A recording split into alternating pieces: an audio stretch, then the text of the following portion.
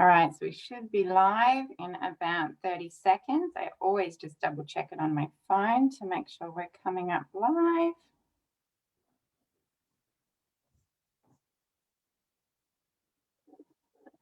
And we are officially live. Let me just pop this over here and spotlight myself with this gallery view to start with. Welcome everybody to our next episode of NHC TV. I would love for you to pop in the chat where you're actually tuning in from today so that we can have a look. And I would love for you to share as well one thing that you are grateful for in this wild world that we're living in right now. I always love going back through the chat.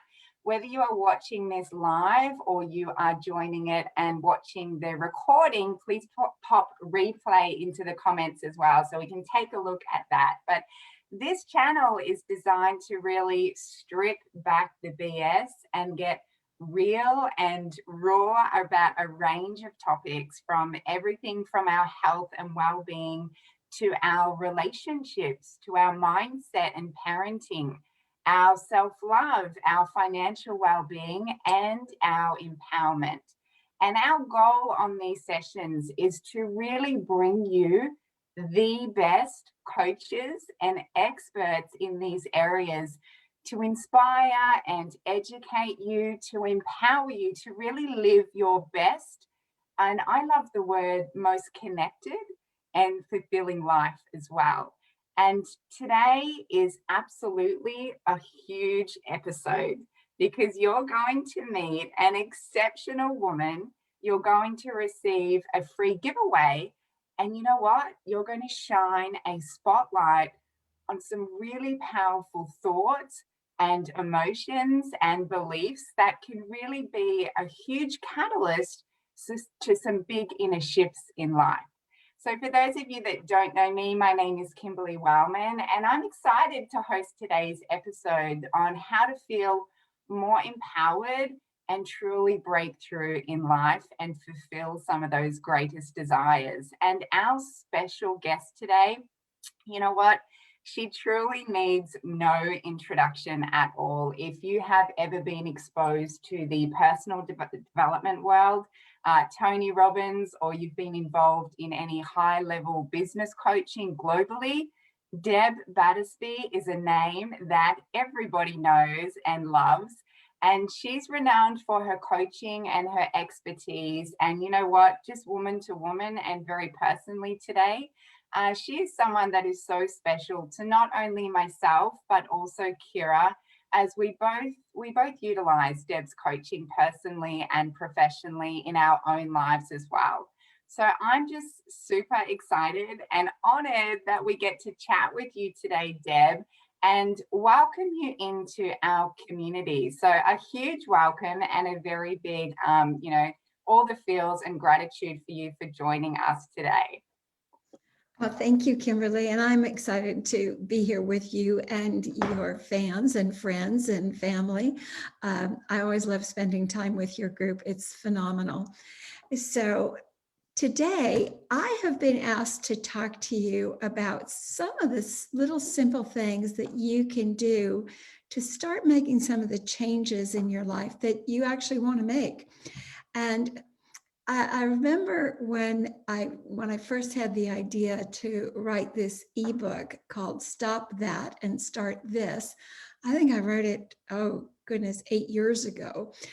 It's been a while, but I kept thinking about how oftentimes what we want to achieve in life has more to do with what we need to stop doing and less to do with what we need to start doing. Now, let's take an obvious example. If you want to lose weight, you need to stop consuming the things that don't agree with your body. You know, for a lot of people, it might be carbs. For some, it might be dairy. For some, it might be meat. It's about stopping certain practices and certain behaviors that are producing the results that aren't in alignment with what your vision for yourself is and your vision for your life. And the funny thing is that once you stop doing a certain thing, you are free to start doing something different, because all of the things that we do consume our time and our energy and our focus. And so as long as we're doing those things, we have less room to do new things, healthier things, make better choices. So, I think that example makes it pretty clear about, okay, there's some things we have to stop doing and some things we need to start doing. Maybe for you, it might be in that scenario, one of the things you might start doing is making sure that you're hydrating, that you really are giving your body half of your body weight, at least half of your body weight in ounces. Now, you guys don't use ounces though. What do you use? Milliliters? Yeah, Liters. liters. Okay, so you figure it out. And there's a conversion table somewhere, I'm sure of it. So that you want to do half of your body weight in liters, so that in number of not number of liters, but let's see how many milliliters are in a liter. Is it 1,000, I guess? Oh, don't test me, Deb. Well, at any rate, you want to have that level of hydration because it moves the toxins out of the body. And, by the way, I'm not a health coach, so I'm not, please don't think of me as an expert in this area, but I've received a lot of coaching in this area and realize that hydration is critical to move toxins out of the body. And when toxins remain in the body, the only way the body can protect itself from those toxins is to store them in fat. So you may be eating really well, but also consuming certain toxins that your body doesn't tolerate well. And the fat is there to preserve your system. And so hydration helps move those toxins and also allows you to move fat. Now, so I'm just saying, if you stop doing things that are probably not the healthiest thing in the world, I confess I have a very, very unhealthy habit. I love coffee, and caffeine doesn't exactly agree with me. So I have to drink a whole lot of water to counteract the caffeine. And by the way, caffeine is dehydrating. So it's kind of like I give myself a double whammy there, where I consume something that isn't healthy and dehydrating at the same time. So I'm sharing with you that there's little things like that all of us have that we can stop doing and start doing something simple to change the results that we want to get. Now, that's just to give you a little framework on why are we even talking about this? Because in order to shift something, most of the time, it's not just about what we need to start doing. It is about what we have to stop doing. And because I know that Kira and Kimberly are surrounded by high achieving people, especially high achieving women. And my advice to you on the first chapter in my ebook is stop waiting. Stop waiting for the perfect moment. Stop waiting for all the stars to line up. Stop waiting to have all of your backup plans in place. Stop waiting for permission from someone else to do what it is you want to do. And really give yourself the gift. And I remember the advice of a dear friend many years ago. She is in terms of a goal I had, and I said, I'm not ready yet. And she said, here's the one thing I want you to know. Go before you're ready. Because the truth is, you'll never be ready. So go before you're ready. Stop waiting. Decide what it is you want and take action. Any action, a little tiny bit of action. And oftentimes it is one simple action that leads to another and another and another and another. But the first action is the most important of all. Take some action. And just notice what's the next step. So stop waiting, Because quite honestly, the people who love you, the people you're here to serve, the people you're here to help, the world is waiting for you. And if you keep waiting, a lot of people are going to be very disappointed because you don't get to bring your magic, your brand of excellence, your personal touch to their lives if you keep waiting. So if you have any questions about that, just please reach out, pop them in the chat. I'll make sure that Kimberly shares them with me, and I'll do my very best to answer whatever questions you have. Someone's popping up there, Deb, just really quickly now, because it came to me straight away. I knew it was one of my fears in taking the action. A lot of us give ourselves the label of being a procrastinator, right? We get attached to that identity. Why is that? And what's a practical tip that we can kind of do to move forth from that identity? Well, procrastination is the ultimate, it really is based in fear. That procrastination, we procrastinate because we're afraid of taking that action. And we're afraid in a variety of ways. We're afraid that it's not going to go as well as we want it to. We're afraid it's going to take more effort than we expect.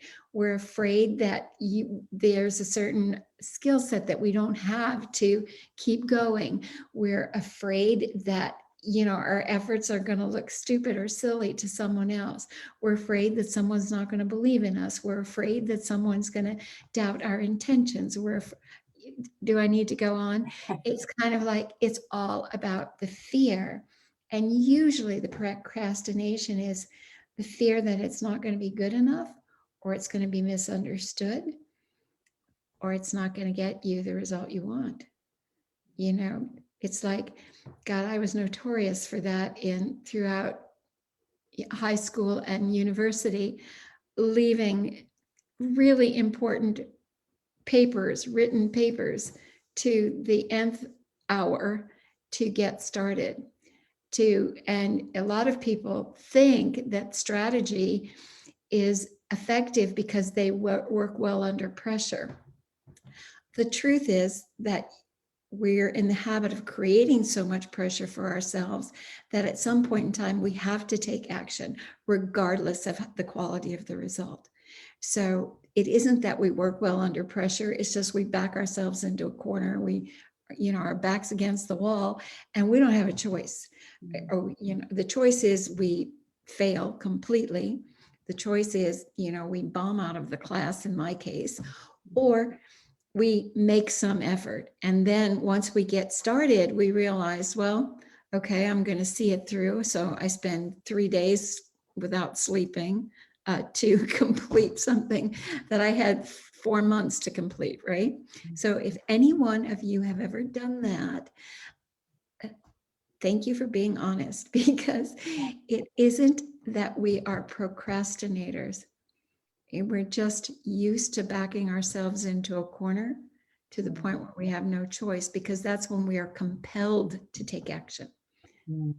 Does that make sense? Absolutely. And my mantra around that now is done is better than perfect, right? And it's really important to reward and recognize yourself. Perfect action, Absolutely. right? Yeah. Absolutely. And done, the interesting thing is, and it's oftentimes we have a belief that we have to do it all in one chunk. Some of us have that additional belief that it's all or nothing. I'm going to sit down here and I'm going to write the whole 50-page term paper today, or from start to finish. And I know that was kind of my mindset as well. It's kind of like you jump in, you do it all, you're done. But there are certain things in life that don't happen that way. In fact, the majority of things in life don't happen that way. It's not one and done, and it's not all or nothing. It's bite-sized chunks consistently that produce extraordinary results. And sometimes we have to retrain ourselves to be smart about the actions we take.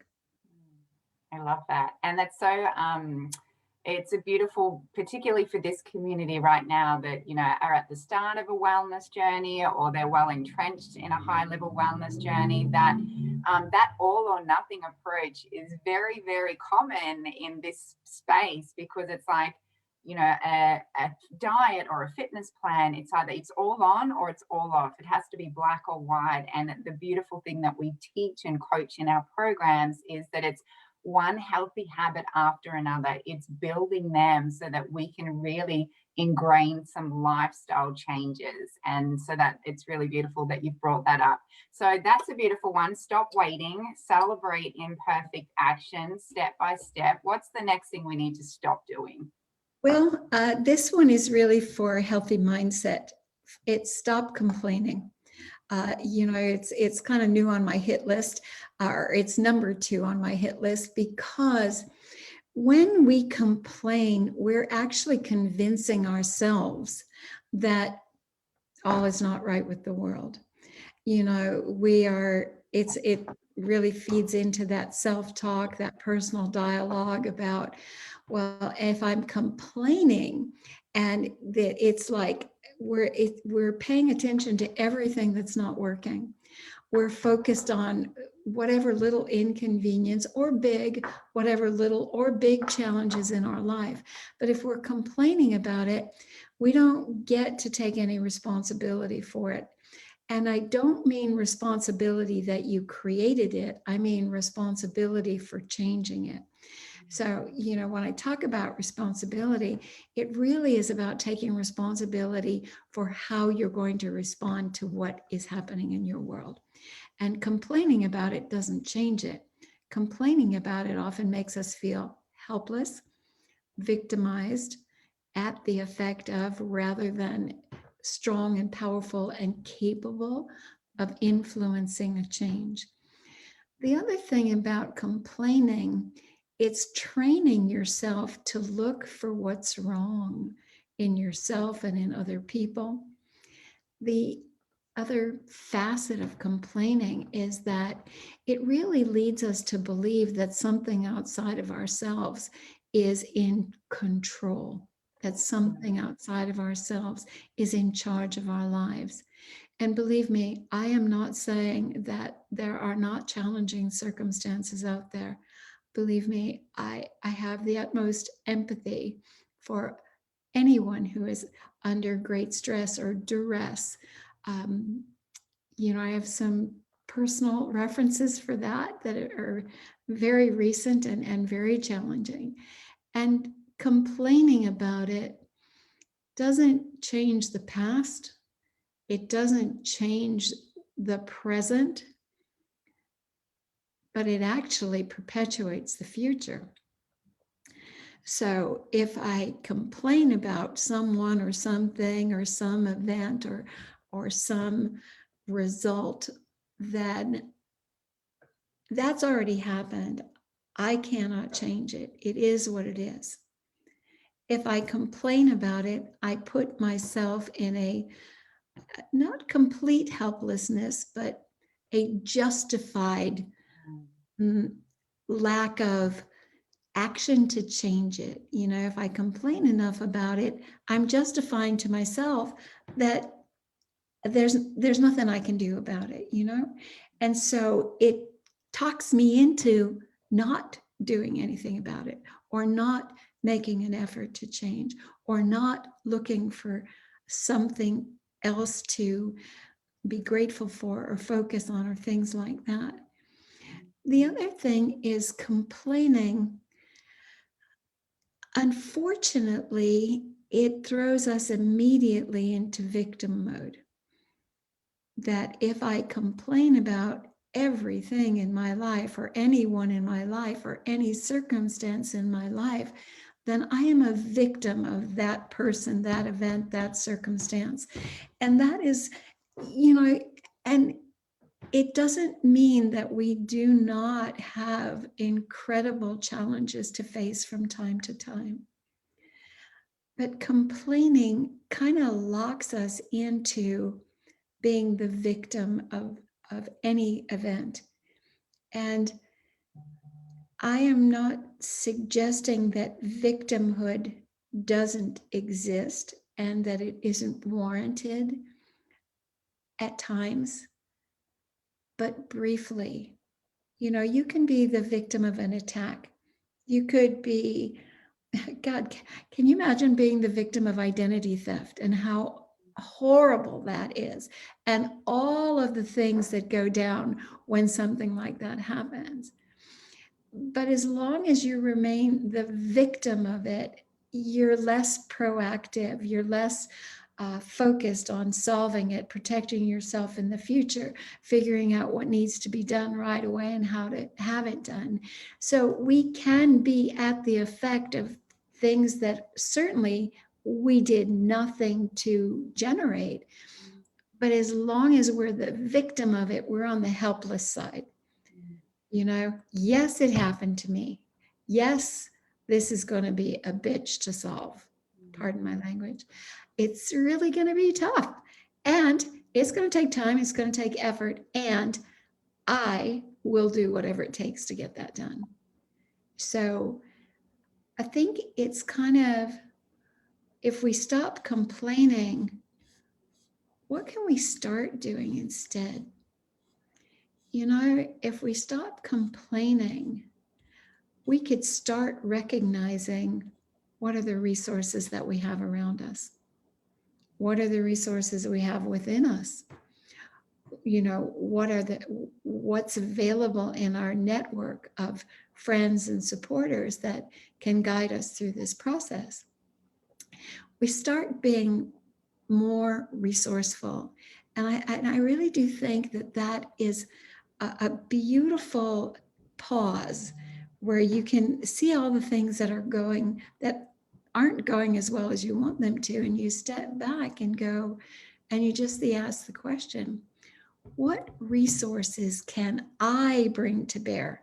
Because we don't, as much as we'd love to control the entire world, and I'm sure all of you would love that, we don't get to control what other resources come to us. We get to control the resources within ourselves.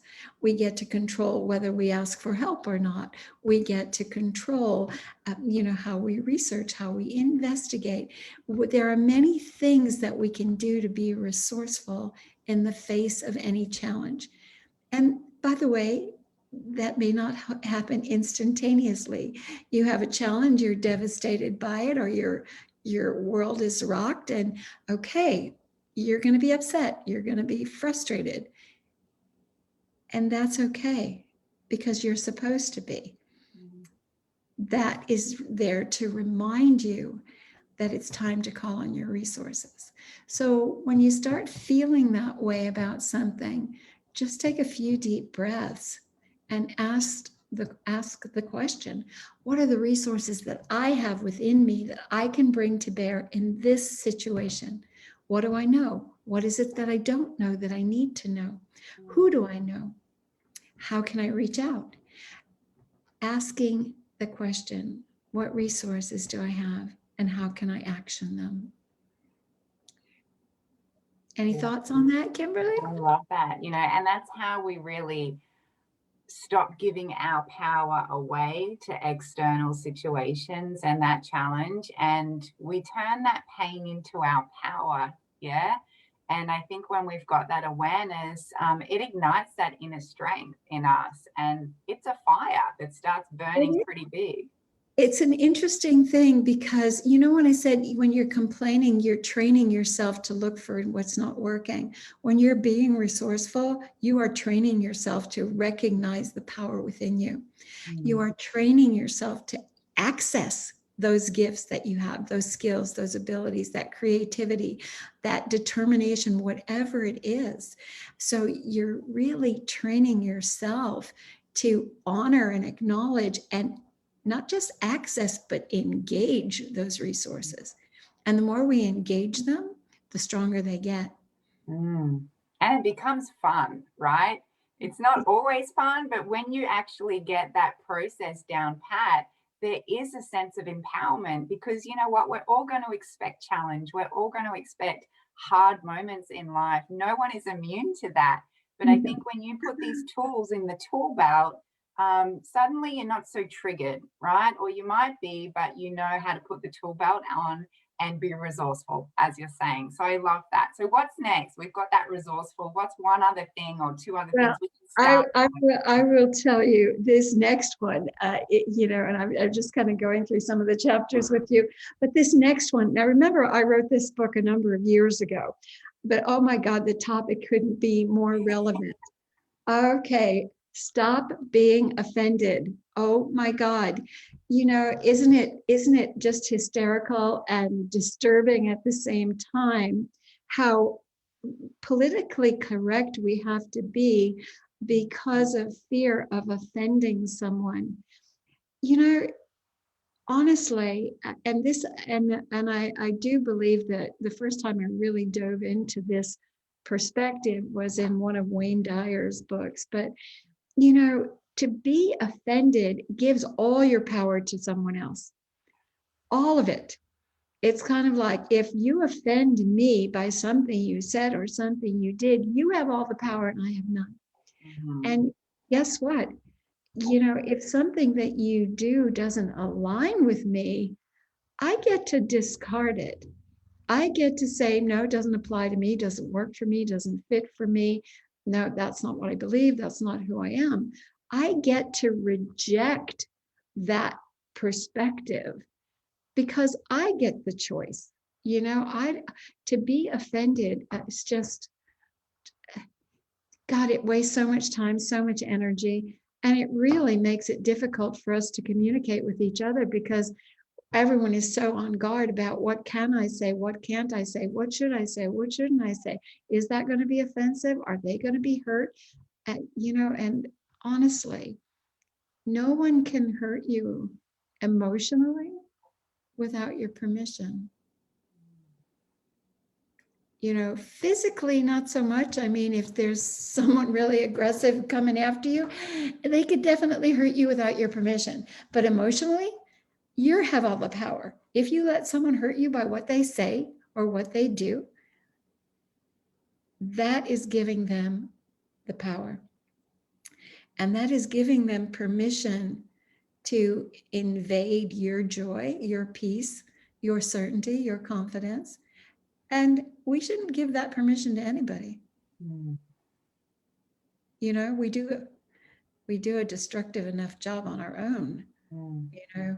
So giving that permission to other people to offend you, you know, honestly, if you can practice that to not, it's kind of like, you know, you've heard the expression like water off a duck's back. You know, ducks have these feathers that are coated with a certain kind of oil where water literally rolls off their backs. Now, that's how we want to feel about people's behaviors. That if it does not align with us, that it rolls off our back, that it is not, and whatever their issue is, it's not our issue. And even if it interferes with something you believe in, you still don't need to be offended by it. You can take action to counter it, but you do not need to be offended by it. Does that make sense? Yeah, absolutely. And I think when you actually start doing the work on you and you build that beautiful strong grounding and that inner knowing and that inner trust, and you know what your values are, and you've got that beautiful strong mindset about it, you do that work and suddenly it's like you've got this little glow around you, and people might throw things your way, or they might say something, and suddenly the rocks aren't coming in, they're just bouncing back off you. But that does take a little bit of work, and shining that spotlight on It that does. area, and it's a daily thing. And we are all a work in progress, but you're right. It's about creating an emotional force field. You have a powerful force field of inner certainty, inner strength. And when you complain and when you're offended and when you wait for permission, you're kind of eroding or diffusing your own force field. And so these are little things that we can do that they don't cost any money. They don't take any time. All they take is a bit of awareness and an insight as to, we think that certain of these habits don't have consequences, but the truth is they have incredibly severe consequences, but we're not aware of those. As we explore what they do to our mindset, our belief structure, our confidence, our inner certainty, then we start to realize, like, oh my God, that little habit of complaining or gossiping is eating away at my strength. And you go, that's not okay anymore. When you know the truth, then it's just not okay. And you get to make that decision. No one gets to make it for you. That's beautiful. So how do we put the tools in place to start to build this beautiful, strong buffer within ourselves? Well, it's like building any habit. The first thing is awareness. Now, if you don't know how waiting or complaining or being offended can affect your certainty and confidence and actions you're willing to take, then you're not going to change those things because you're not aware. So now you're aware. And I invite all of you to, download the ebook. It's really simple. There's some great exercises in there for you to, kind of explore your own habits and how to change them. So the first thing is awareness. The second thing is to catch yourself. When you're offended, go, oh, that offended me. Okay. What do I want instead? Am I really offended by that? Or am I just angry that that person thinks that way? You know, so awareness, and just catching yourself doing it. Like I said, this isn't rocket science and these aren't big challenges. They're about, first, now that you know that they do have consequences, catch yourself doing it. And when you catch yourself, that's when you make the change. You go, instead of complaining, you go, okay, what are my resources? Instead of being offended, you might just, a strategy around that would be actually to have some compassion. One strategy, there's many, but to have some compassion when you're offended. Sometimes we have to have compassion for other people's ignorance. The fact that they're insensitive or they don't know or they don't have references, and if we thought of them as children who didn't know any better, we probably wouldn't be as reactive. So you get to choose, what do you want to feel instead of offended? Do you want to feel compassion? Do you want to feel forgiveness? Do you want to feel neutral? Whatever you want is perfectly fine, as long as it doesn't go down the path of being offended or being angry, because being angry is what happens to most people who get offended. They get angry, and that is, quite frankly, that is a very difficult emotion for the body if it happens a lot, because anger produces a lot of cortisol and adrenaline, and the body isn't meant to handle that on a consistent basis. That is designed for fight or flight. And every time we're offended, if we think our life is in danger, that's just screwing with our, our health, our mindset, our body chemistry, our digestion, our peace of mind. And, so it's just a decision, decide, I don't want to be offended. So what do I want? And how could I shift my focus to that? I love that. It's like the choose again, right? I've got that awareness. This isn't feeling good to me. You feel it physically as well as emotionally. So you get to choose again. And I think when you get that down pat, then when those situations do show up, it gets easier for you. But you're right, it's that beautiful awareness. And to change those feelings and that belief that comes up, it really starts with changing the thought, right? You get to choose a new thought then and Yeah. there in the moment. You're training your subconscious to see the world differently. You're training your mind to filter information differently every time you do it. And the beautiful thing is, this is where we have the most ability to influence our outcomes. Just these little things.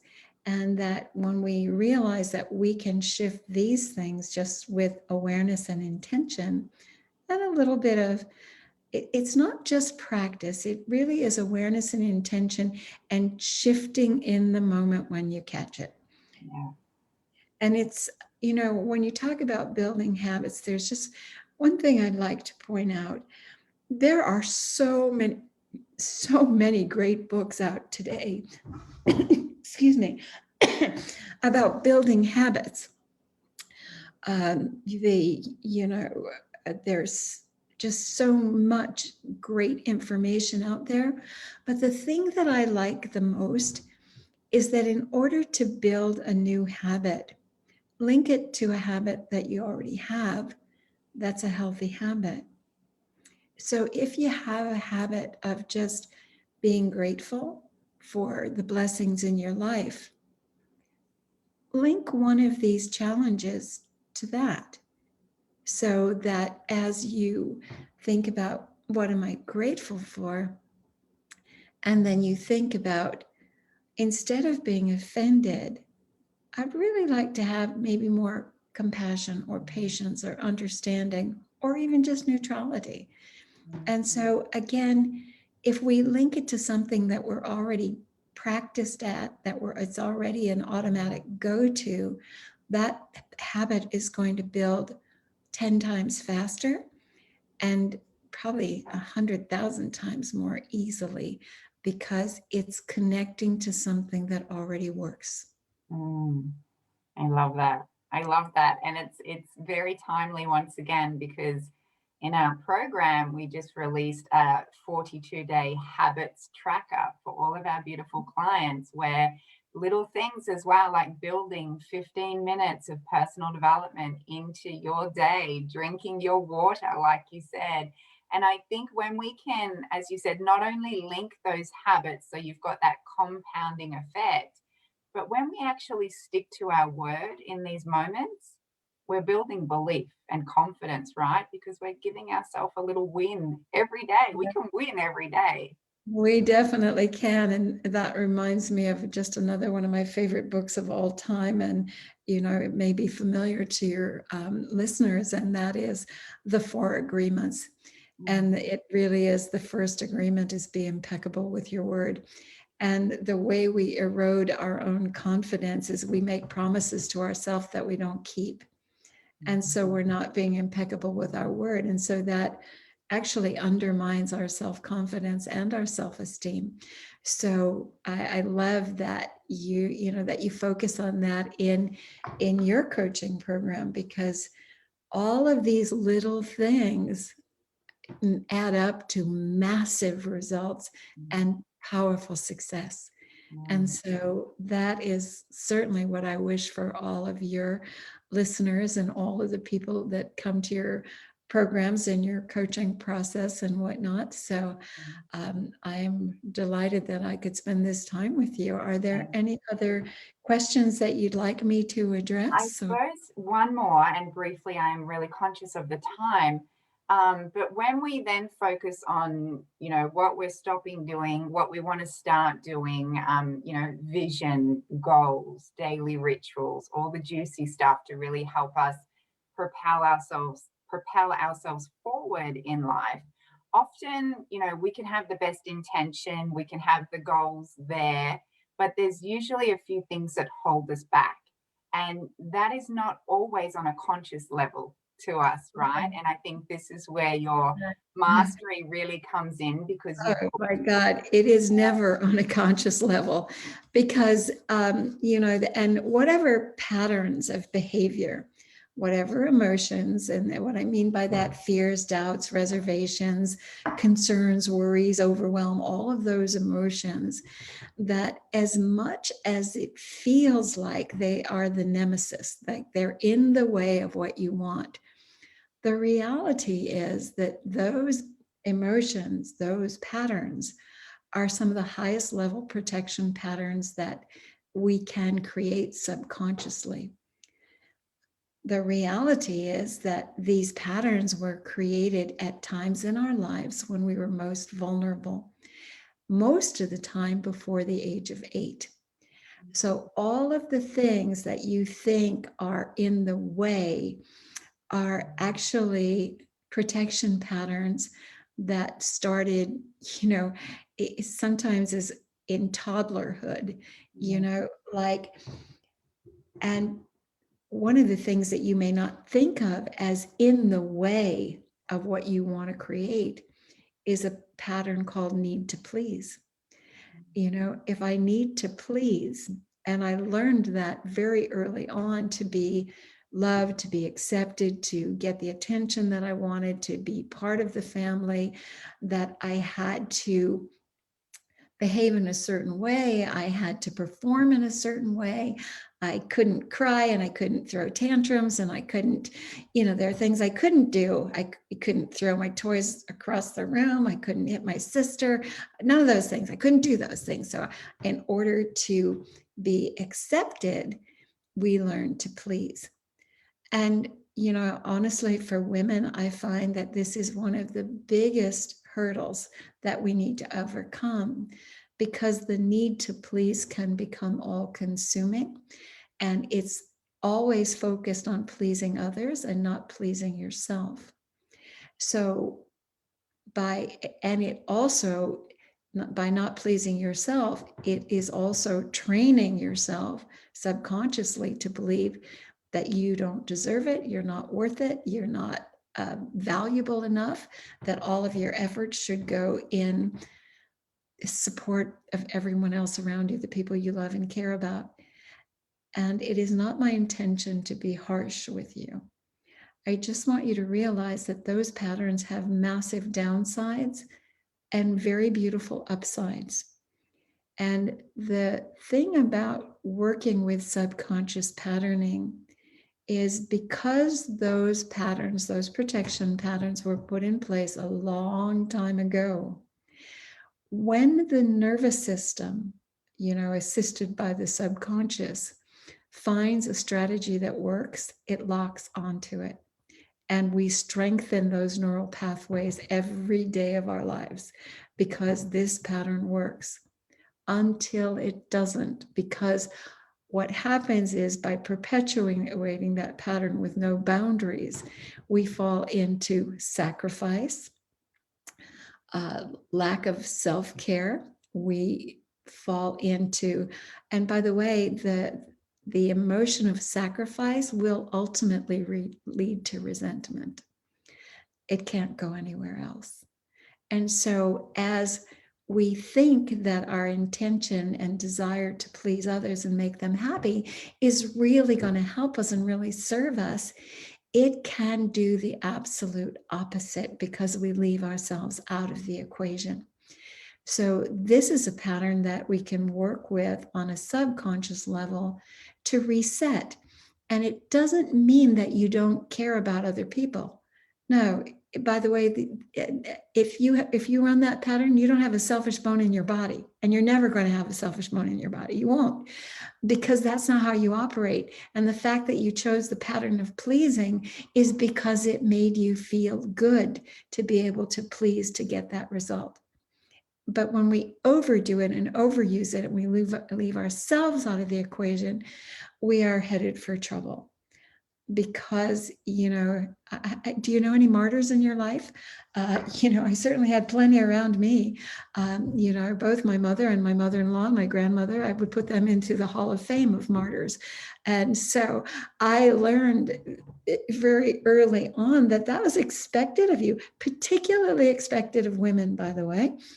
And so we get entrained to put ourselves last. We get entrained to sacrifice our wants and needs, and even our own well-being and healthcare, to be in service to those around us. And the challenge with that is, you see, the subconscious doesn't set boundaries for you. Once the pattern is in place, it's in place. And when you want a certain result, it's just going to do more and more and more of the same of what used to work.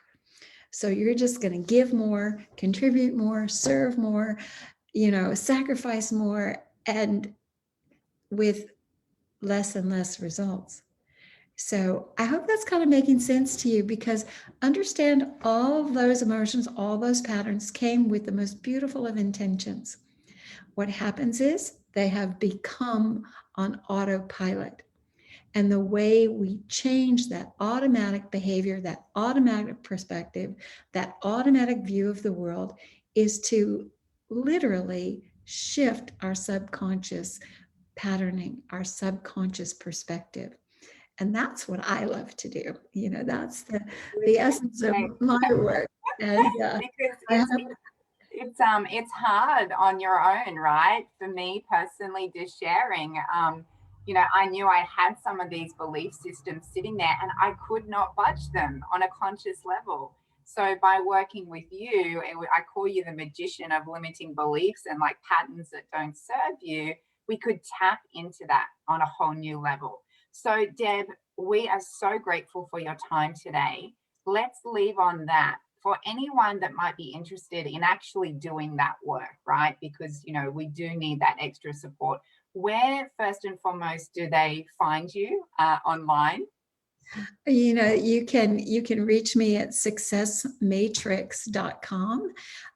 You can also reach me via email at deb@successmatrix.com.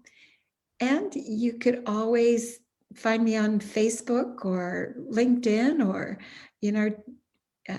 book a strategy session on my website. So I'm pretty easy to find, and I will do my best to get back to you as quickly as I can. Incredible. And Deb has given all of our viewers today a free copy of her ebook, which is just loaded with so much gold and value.